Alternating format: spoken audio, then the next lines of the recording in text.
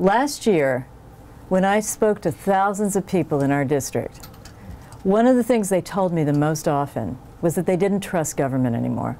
They didn't think our state government was accountable. They didn't understand what it was doing. They didn't understand what it wanted from them, and they felt that no one ever told them anything. They were very worried about what was happening in Hartford, and I can tell them that they're right.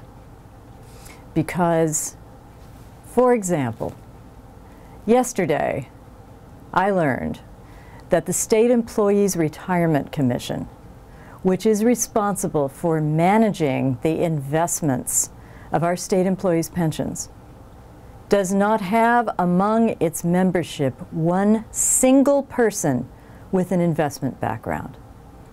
Not one single person. There is a bill that has been heard in appropriations. It's a Senate bill that proposes that the treasurer, who is accountable for those investments, be a member of the committee. The state treasurer has never been a member of that committee before. So I am doing everything I can to support that bill and make sure that it passes. Another thing that you may have heard about recently is that we have 911 union stewards among our state employees.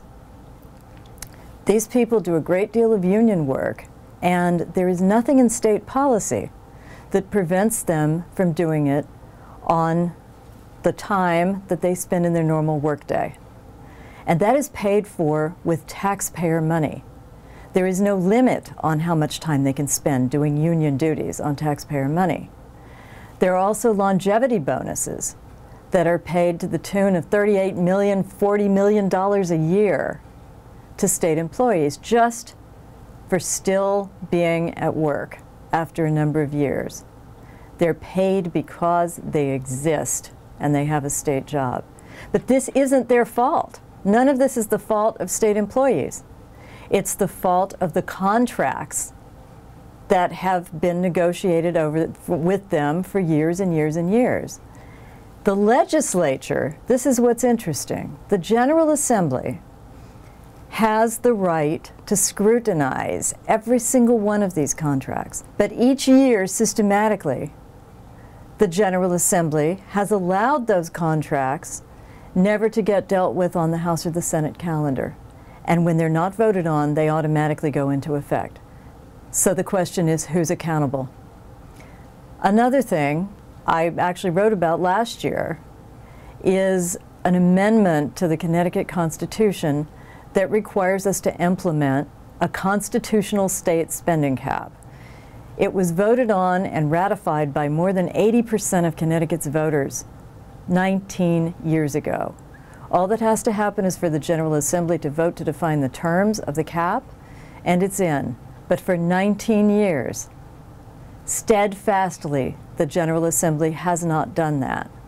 And I can't think of one more instance where our state government ignored the will of the voters on a constitutional amendment. Again, who is accountable?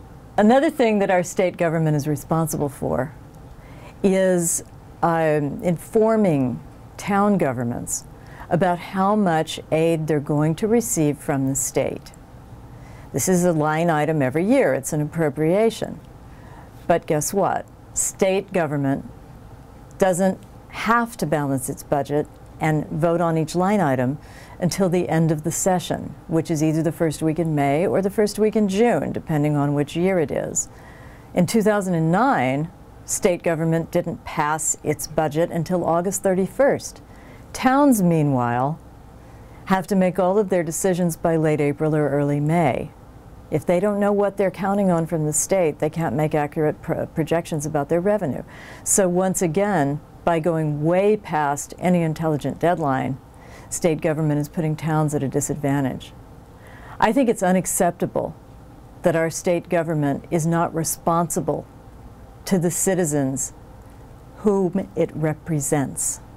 And it's about time that we put more of these measures through to force our state institutions and elected officials to be more accountable.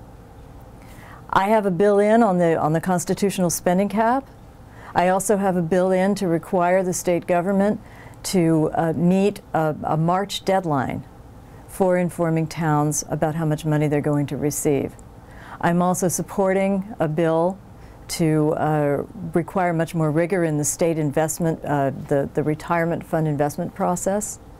And as well, there's another bill that I'm supporting which requires the General Assembly to vote on every single contract with state employees. This is urgent, and it's how we got into this mess. We have to do something about it now.